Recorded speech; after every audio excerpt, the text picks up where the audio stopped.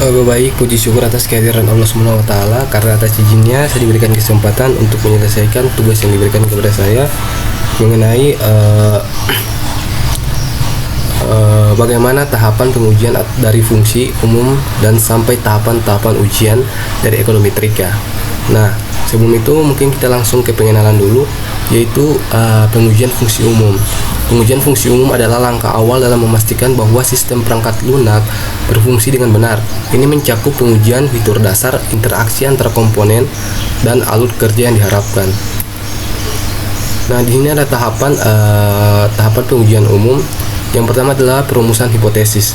Ini menentukan hipotesis nol dan hipotesis alternatif untuk pengujian statistik yang dilakukan. Kemudian itu ada pengumpulan data. Nah, pengumpulan data ini diperlukan untuk melakukan pengujian hipotesis sesuai dengan variabel yang dianalisis. Ketiga ada pemilihan uji statistik. Nah, memilih uji statistik yang sesuai berdasarkan jenis data, jumlah variabel, dan asumsi yang harus dipenuhi. Kemudian ada pengolahan data, melakukan perhitungan dan analisis statistik menggunakan alat bantu seperti software statistik. Kemudian di sini ada persiapan data untuk pengujian. Nah, sebelum melakukan pengujian fungsi umum, langkah pertama adalah mempersiapkan data yang digunakan. Ini mencakup mengumpulkan data yang relevan, memastikan kualitas dan konsisten data, serta membersihkan dan memformat data agar siap untuk dianalisis. Yang pertama, mengumpulkan data dari berbagai sumber yang dapat diandalkan. Kemudian diandalkan seperti survei, laporan, atau database internal. Yang kedua itu memeriksa kelengkapan dan konsistensi data, menangani nilai yang hilang atau tidak valid. Yang ketiga itu melakukan transformasi data jika perlu, seperti mengkonvers format tanggal, mengategorikan variabel, atau menghitung indikator baru. Yang berikut itu uji normalitas data. Tujuan uji normalitas itu memastikan bahwa data yang digunakan dalam analisis regresi terdistribusi normal. Ini penting untuk memenuhi asumsi dasar dalam regresi. Yang kedua, metode uji normalitas, yaitu tes Kolmogorov, Smirnov, atau Shapiro-Wilk. Ada dua metode populer untuk menguji normalitas data. Yang ketiga adalah interpretasi hasil uji. Jika nilai signifikansi lebih besar dari 0,05, maka data dinyatakan terdistribusi normal. Jika kurang dari 0,05, berarti data tidak normal. Kemudian uji multikoliniaritas, yaitu definisi. Uji multikoliniaritas ini adalah pengujian untuk mengetahui ada atau tidaknya hubungan linear yang kuat antara variabel independen dalam model regresi. Tujuan uji ini penting untuk memastikan tidak ada korelasi yang tinggal antara variabel bebas, sehingga model regresi tetap akurat dan valid. Kemudian cara uji biasanya dilakukan dengan melihat nilai variance inflation factor atau VIF dan tolerance nilai FIF kurang dari 10 dan tolerance lebih dari 0,1, menunjukkan tidak ada multikoliniaritas. Kemudian ada interpretasi. Jika terjadi multikoliniaritas, diperlukan penyesuaian model dengan mengeluarkan variabel independen atau melakukan transformasi data. Kemudian ada uji heterokedastisitas. Nah, uji heterokedastisitas ini dilakukan untuk mengetahui apakah varians dari residual tidak konstan atau hetero atau konstan homo. Kondisi heterokedastisitas dapat menyebabkan estimator atau OLS menjadi tidak efisien dan standar error tidak valid. Terdapat beberapa metode untuk mendeteksi heterokedastisitas seperti uji Glasser, uji White, atau uji plot residual. Hasil uji heterokedastisitas akan menentukan apakah perlu dilakukan perbaikan model atau transformasi data. Kemudian ada uji autokorelasi. Yang pertama itu mengidentifikasi autokorelasi. Uji autokorelasi dilakukan mendeteksi ada tidaknya korelasi antara residual satu pengamatan dengan pengamatan lainnya. Yang kedua itu ada memeriksa asumsi klasik, yaitu autokorelasi dapat melanggar asumsi klasik dalam regresi sehingga perlu diidentifikasi dan diatasi agar model dapat akurat dan valid. Kemudian menghitung statistik uji. Metode yang umum digunakan adalah uji Durbin-Watson yang menghasilkan nilai statistik D untuk mengukur tingkat autokorelasi. Kemudian ada analisis regresi linear. Tahapan analisis regresi linear melibatkan pemodelan hubungan antara variabel dependen dan variabel independen. Persamaan regresi dapat digunakan untuk memprediksi nilai variabel dependen berdasarkan variabel independen. Analisis regresi juga akan menghasilkan nilai koefisien determinasi atau RS squared yang menunjukkan seberapa baik model regresi dapat menjelaskan variasi data. Selain itu, uji signifikansi akan dilakukan untuk menentukan apakah model regresi secara keseluruhan signifikan. Kemudian itu ada interpretasi hasil uji regresi. Nah, di sini ada yang pertama itu analisis koefisien determinasi. Nilai R2 menunjukkan beberapa besar variabel independen dapat menjelaskan variabel dalam variabel dependen. Yang kedua, interpretasi koefisien regresi.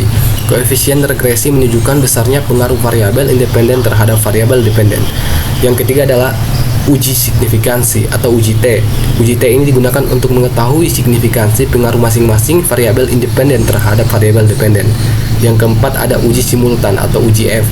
Uji F ini digunakan untuk mengetahui pengaruh semua variabel independen secara bersama-sama terhadap variabel dependen.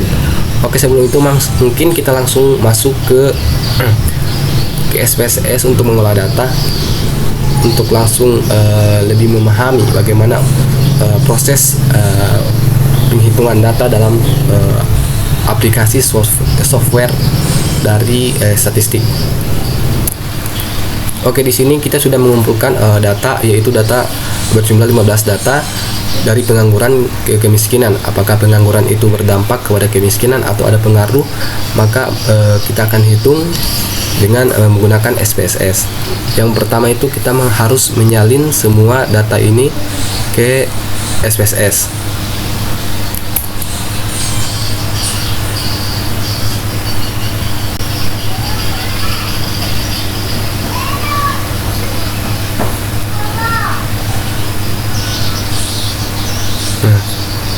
Sudah ada, maka kita di sini kita harus mengganti namanya, yaitu yang pertama itu X itu pengangguran, sedangkan Y itu kemiskinan. Nah, di sini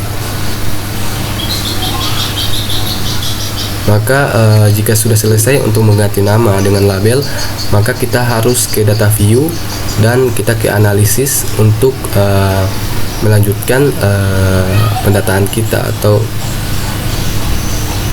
kita langsung masuk ke linear.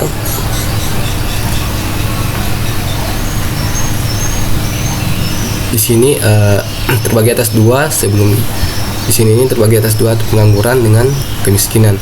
Nah, kemiskinan ini kita tempatkan ke dependen, sedangkan pengangguran itu kita tempatkan ke independen. Langsung oke. Nah, di sini hasil dari data yang kita olah. Di sini terbagi atas 4, yaitu variabel inter atau remove dengan model summary, ANOVA dengan koefisien. Nah, di sini sudah ada data yang saya sudah olah, yaitu model summary. Yang pertama itu adalah output bagian kedua model summary ini. Tabel di atas menjelaskan besarnya nilai korelasi hubungan R, yaitu sebesar 0,131.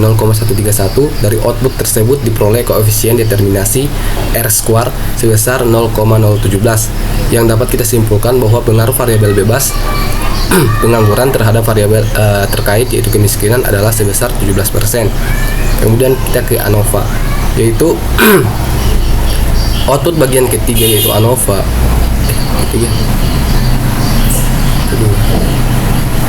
Yang pertama ini variabel inter remove. Ini output bagian pertama, yaitu tabel di atas menjelaskan tentang variabel yang dimasukkan serta metode yang digunakan. Dalam hal ini variabel yang dimasukkan adalah variabel dependen dan metode yang digunakan adalah metode enter. Ini. Nah, kemudian itu summary. summary ini sudah dijelaskan tadi, ya langsung kita singkat ke ANOVA. Nah, di bagian ketiga yaitu ANOVA. Dari output tersebut diketahui bahwa nilai F hitung 0,226 itu adalah di sini. Nah, dengan tingkat signifikansi sebesar 0,643 lebih besar dari 0,05, maka dapat kita simpulkan bahwa tidak ada pengaruh signifikansi variabel kemiskinan terhadap pengangguran. Kemudian kita ke koefisien, yaitu diketahui nilai konstan A sebesar 4,279 atau ini, sedangkan nilai pengangguran B kita kategorikan dengan B, koefisien regresi sebesar 0,102 yaitu ini. Sehingga persamaan regresi dapat ditulis Y sama dengan A tambah BX, Y sama dengan 4,279 tambah 0,102X. Persamaan tersebut dapat diterjemahkan konstanta sebesar 4,279 mengandung arti bahwa nilai konsisten variabel partisipasi adalah sebesar 4,279. Koefisien regresi X sebesar 0,102 menyatakan bahwa setiap penambahan 1% nilai pengangguran, maka nilai partisipasi bertambah sebesar 0,102. Koefisien regresi tersebut bernilai positif, sehingga dapat dikatakan bahwa arah pengaruh variabel X terhadap Y adalah positif. Kemudian pengambilan keputusan dalam uji regresi sederhana berdasarkan nilai signifikansi tabel koefisien nilai signifikansi sebesar 0,643. Ini itu signifikansi ini variabel Y 0,05, maka dapat kita simpulkan bahwa variabel X tidak berpengaruh terhadap variabel Y.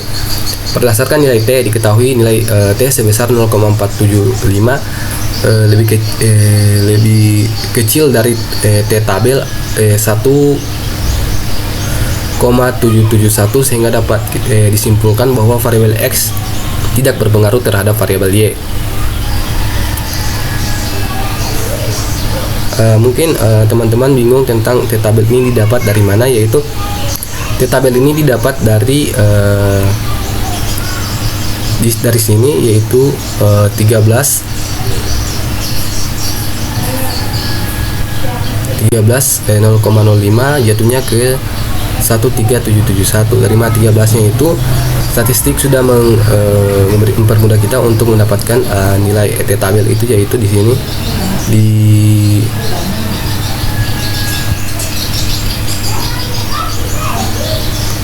sini di residual 13. Mungkin sekian pemaparan materi dari saya. Jika ada kesalahan dalam mengucapkan materi, mohon maaf. Wabillahi taufiq walhidayah. Wassalamualaikum warahmatullahi wabarakatuh.